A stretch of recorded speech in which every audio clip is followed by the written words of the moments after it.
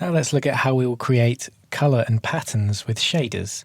So we've got this MoGraph object, which is doing some crazy animation, and we need to make it a bit more interesting than this. It's currently just using the scene lighting and the environment that is around it. It has this basic material on, which has a bit of reflectance, and that's why we're getting the environment reflected back in it. So what we can do is come to the color channel and actually use the power of MoGraph really to colorize the MoGraph object. So we have this hierarchy of clones within clones. And on the first one, I'm going to select effectors and create a random effector, which is right here.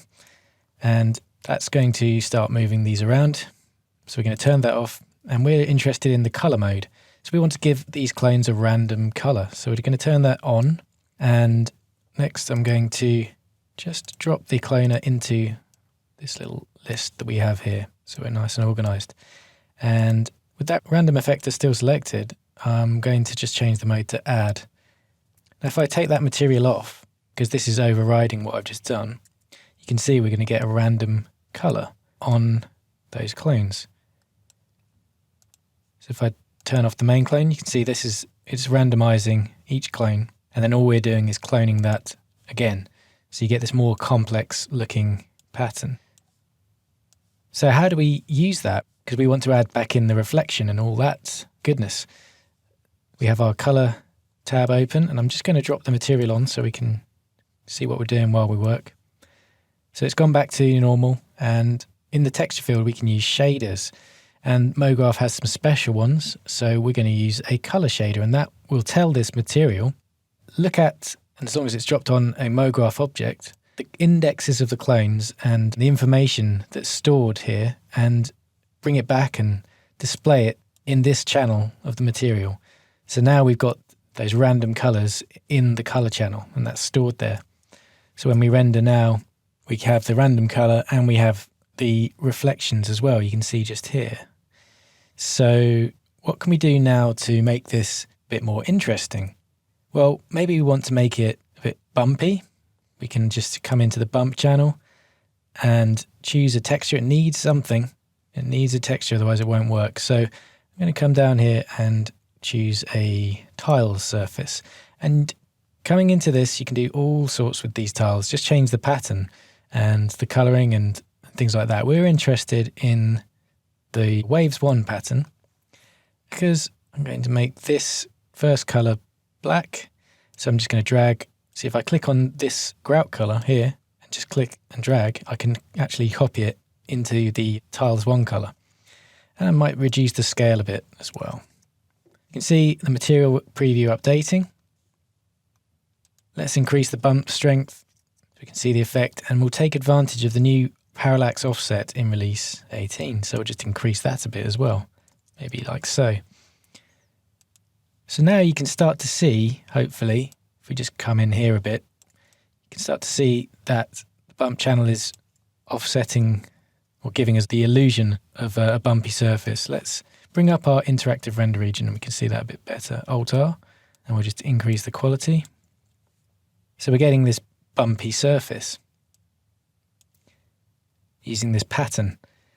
I'd like to use that pattern in another way to create some stripes.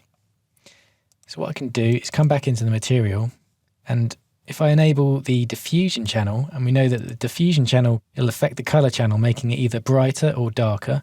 And so in this case, I'm just going to take this material here and drag it over here and then drop it on here. And you can see now that's created some dark stripes. So what we can do is come into this material and maybe make the colors a bit brighter. Something like around here, not quite white, just off white. And then we'll do that same trick of just dropping it on like so. And now, see, we've changed the look again. So you might prefer the darker look. If so, just revert back to what we just changed. So let's come back out. Let's look through our camera and Alt-R just to remove the... Actually, no, let's just keep that on because we can see that it might be quite nice to have a texture on our background. It's a bit flat and it's not really adding much to this shot at the moment. And a common thing is to add a sort of radial or circular gradient. So we'll create a new material and we'll just call this BG. And let's drop it onto our background. And just by changing that, we've brightened it all up and changed the mood. So we can just come in here. Don't think we need any reflectance on this. We can maybe come to our luminance channel. We don't want this to be affected by lights. So we will add a texture now. So we can just click on this arrow, come down and choose a gradient. And now we want to alter the properties of the gradient. So we can just click into here. And we've got all these different types of gradient here. So if we just come down and look for a circular one, and you can see now what's happening, getting this dark spot in the middle, which is this knot here, and then it's coming out to white, which is this knot over here. And we can move these along. We can click and add new knots. We can double click and change the color, maybe like a blue, like that. And now maybe I don't want this dark one. I don't think that's adding anything. Okay. But I don't want the blue spot to be in the middle. I want it to be at the edges. So I can just right click, and instead of swapping these knots around, I can just use this function to invert them. And now if we make our interactive render region a bit bigger, or just render the view, so Command R, see we've got this gradient and it's transitioning from the blue that we selected to white. So maybe we can just reduce that down a bit, bring it over, just so the gradient's happening kind of on the edges, kind of vignetting this, but in a sort of illuminating way. So that was a look at creating colors and patterns with shaders. We looked at the MoGraph color shader in conjunction with the random effector. We've looked at tiles and gradients and bumps as well. So explore some of the other shaders and create some different looking materials of your own.